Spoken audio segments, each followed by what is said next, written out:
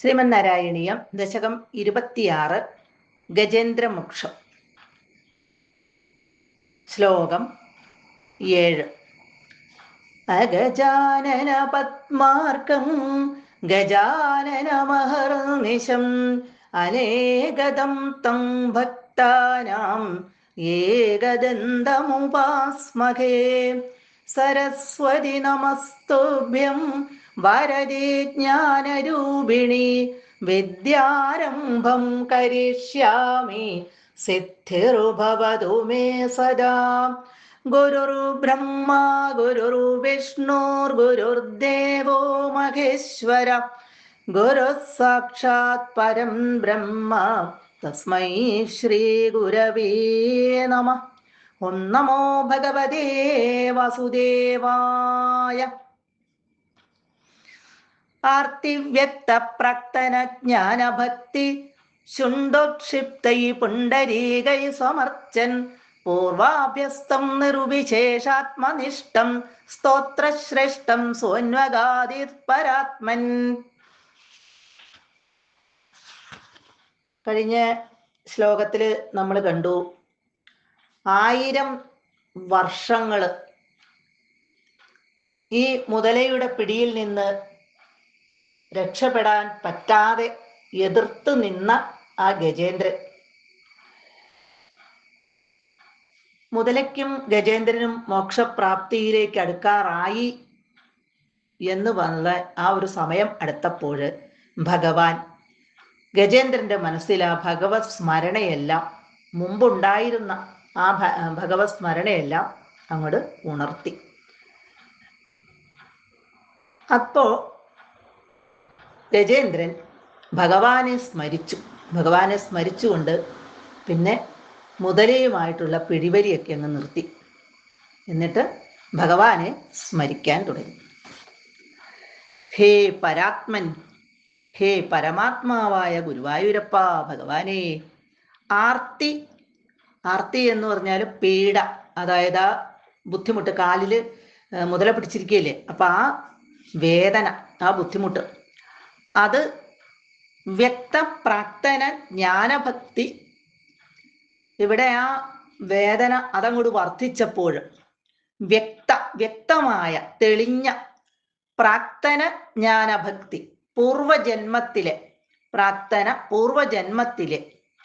ആ ജ്ഞാനഭക്തി, ആ അറിവും ഭക്തിയും എല്ലാം അങ്ങോട്ട് തെളിഞ്ഞു വന്ന ആ ഗജേന്ദ്രൻ, അതായത് ആ ഇന്ദ്രദ്യുമ്നൻ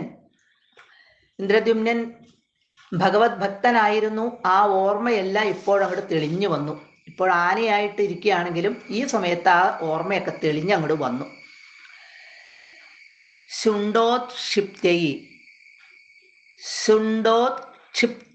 ക്ഷിപ്തൈ ഇവിടെ എത്തിപ്പിടിച്ച്, ശുണ്ടോത് ഇവിടെ തുമ്പിക്കൈ കൊണ്ട് എത്തിപ്പിടിച്ച് പറിച്ചെടുത്തു താമരപ്പൂക്കൾ. ആ താമരപ്പൊയ്കയിലാണ് ഇറങ്ങി നിൽക്കുന്നത്.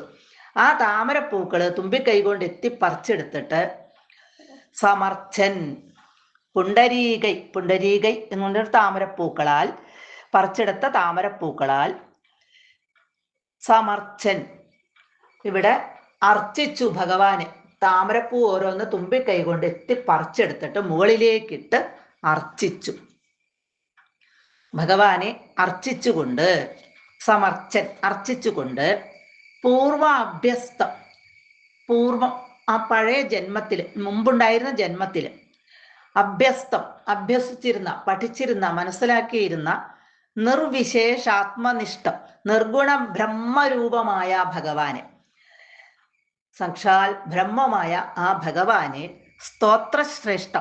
ശ്രേഷ്ഠമായ സ്തോത്രങ്ങളെ കൊണ്ട്, ഉത്തമമായിട്ടുള്ള സ്തുതികൾ ചൊല്ലിയിട്ട് അന്വഗാദി ഇവിടെ ആരാധിച്ചു. ഇവിടെ ഗുരുവായൂരപ്പനെ വിളിച്ചിട്ട് മേൽപ്പത്തൂർ പറയാണ്, ഈ ഗജേന്ദ്രൻ 1000 വർഷങ്ങൾ ഇവിടെ ആ മുതലയുടെ പിടിയിൽ നിന്ന് രക്ഷപ്പെടാനാകാതെ ആ വേദനയെല്ലാം സഹിച്ചു നിന്നു. അത് കൂടിക്കൂടി വന്നതല്ലാതെ രക്ഷപ്പെടാൻ പറ്റിയില്ല. പക്ഷെ ഇവിടെ മോക്ഷം കിട്ടേണ്ട സമയമായി രണ്ടുപേർക്കും, ഗജേന്ദ്രനും അതുപോലെ തന്നെ ശാപം കിട്ടി വന്ന ആ മുതലയ്ക്കും ഗന്ധർവനും.